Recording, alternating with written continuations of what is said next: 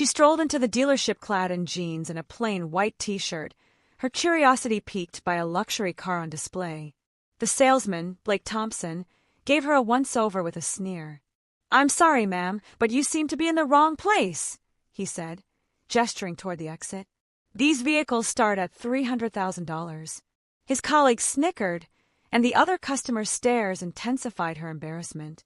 Flushing, she left without a word. The next morning, a gleaming Rolls Royce Phantom rolled up to the dealership.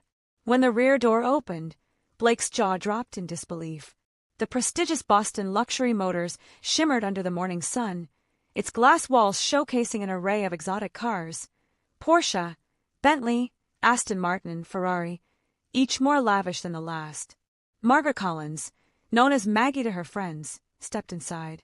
Her brown ponytail swayed slightly, and her well-worn jeans, simple white t-shirt, and minimal makeup reflected her preference for practicality over ostentation. At 35, she carried a quiet confidence born of self-awareness. What wasn't evident from her modest look was that Maggie had founded the Collins Foundation for Children with Disabilities, transforming thousands of young lives. Years before meeting her husband, she built the organization from scratch, channeling her expertise in special needs development into meaningful change. Today, her eyes locked onto a sleek midnight blue coupe, perfect for her sister Caroline's 40th birthday. Having beaten breast cancer the previous year, Caroline deserved something extraordinary, and Maggie, thanks to her foundation's success and personal investments, could easily afford it, though few knew her wealth. Across the showroom, Blake adjusted his blue tie and navy suit, proud of his ability to spot serious buyers. Spotting Maggie's casual attire, he smirked and signaled his team this would be entertaining. "Good morning," Maggie greeted a young salesman, Daniel, who approached her warmly. "Welcome to Boston Luxury Motors. I'm Daniel. Anything specific you're interested in?" Before she could reply, Blake intervened. "I'll take it from here, Daniel," he said, turning to Maggie with a forced smile. "Looking for directions, ma'am?" "Actually," Maggie replied pleasantly, "I'm interested in that midnight blue coupe." She pointed to the $285,000 car on the elevated platform. Blake's smile tightened. He dealt with dreamers before. "That's the limited edition Azure," he said slowly as if to a child. "Only 15 made this year. Perhaps I could direct you to our used car division, 3 blocks east." His eyes lingered on her scuffed sneakers, a judgment she faced before. "I'd like to learn more about this one," she persisted politely. "Can I see the interior?" Blake's expression soured. "The Azure is by appointment only," he lied smoothly. "Serious clients schedule private viewings." Just then, a designer-clad couple, the Harringtons, entered. Blake's demeanor shifted instantly. "Excuse me," he told Maggie, dismissing her. "Daniel can give you a brochure." He swept toward the couple with open arms. Daniel approached Maggie, apologetic. "Sorry about that. Want to know about the Azure?" "Yes, thank you," she replied. As he detailed its features, Maggie watched Blake usher the Harringtons to the Azure, opening the door with flair, despite claiming it was unavailable. "That's fine," she assured Daniel, understanding the bias at play. Across the room, Blake showcased the car. "This model has an 8-month wait list, but I've reserved one for special clients." Mrs. Harrington admired the leather interior.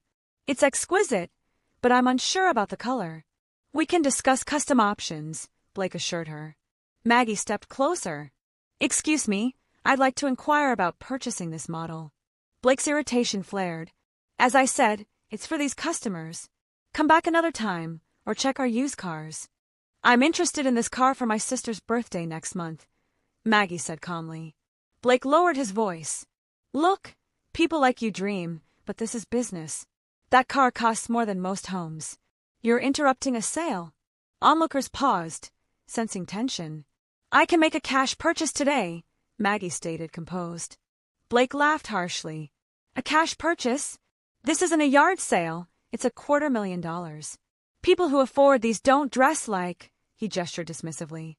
Maggie's cheeks flushed, not with shame but anger, for herself and others judged similarly. "I believe my money's as good as anyone's," she said quietly. Blake stepped closer. "You're wasting my time. Make an appointment, dress appropriately, or leave." The showroom fell silent. "Is there a problem?" interjected Richard Mason, the owner. Blake straightened. "No, sir. Just explaining our appointment policy." Mason assessed Maggie. "Miss Collins, perhaps there's a misunderstanding. Our clientele—" "I understand perfectly," Maggie interrupted, her voice steady. "Your manager made it clear." Blake pressed. "Bring proof of funds and dress the part." Murmurs and a snicker rippled through the crowd. Maggie scanned the judging faces, then left with dignity, dialing her estate as she exited. At their understated Boston estate, Alexander Collins, a 41-year-old tech visionary with a fortune in renewable energy, met Maggie in his office. 15 years of marriage had honed his ability to read her. "What happened?" he asked. She recounted the ordeal, her resolve hardening. "It's not about me, I can walk away. But others can't." Alexander nodded, suggesting a plan for enlightenment, not vengeance. Maggie declined to join, opting for a report instead. The next morning, Blake entered the dealership confidently, recounting yesterday's dismissal over drinks. At 10:17 a.m., a custom Rolls Royce Phantom, valued over $1.2 million, pulled up. Alexander Collins emerged, exuding authority in a tailored suit. Blake rushed to greet him. "Welcome, Mr. Collins. Interested in our newest arrivals?" "I'm here for the Azure Coupe," Alexander replied. "My wife was interested yesterday." Blake faltered. "Your wife?" "Margaret Collins," Alexander clarified. "In jeans and a t-shirt. You suggested used cars." Blake paled. Mason joined them. "Mr. Collins, I apologize. This isn't our policy." "Actions speak louder," Alexander said. "My wife runs the Collins Foundation, raising $50 million for disabled children. She dresses simply to stay connected." Mason promised change. "We'll implement bias training." Alexander turned to Daniel. "You'll handle the Azure sale for my sister-in-law." To Blake, "Volunteer at our upcoming gala." He also hinted at a corporate fleet purchase, contingent on the dealership's reform. As they discussed details, Blake reflected on his misjudgment. A month later, at the gala, Blake, in a staff uniform, assisted a boy named Thomas. Maggie, in a simple blue dress, approached. "How's it going?" "Humbling," Blake admitted. "Thomas is teaching me adaptive basketball." Maggie smiled. "Good lessons, expensive ones." Alexander joined, praising Blake's growth and reopening the fleet deal. As the event ended, Blake watched Maggie and Alexander connect with guests, realizing worth transcends appearance. Helping Thomas, he grinned. "You're cool, Mr. Blake." "Highest compliment," Blake replied, transformed. Have you ever been judged unfairly based on your appearance? Drop your story in the comments. We'd love to hear it. And stick around to see how Maggie turns the tables. If this story resonated with you, hit that subscribe button and join our community of story lovers. Share in the comments. Have you ever misjudged someone or been misjudged yourself? Your story might inspire others. True wealth isn't in your bank account. It's in how you treat others when you think no one important is watching. See you in the next video.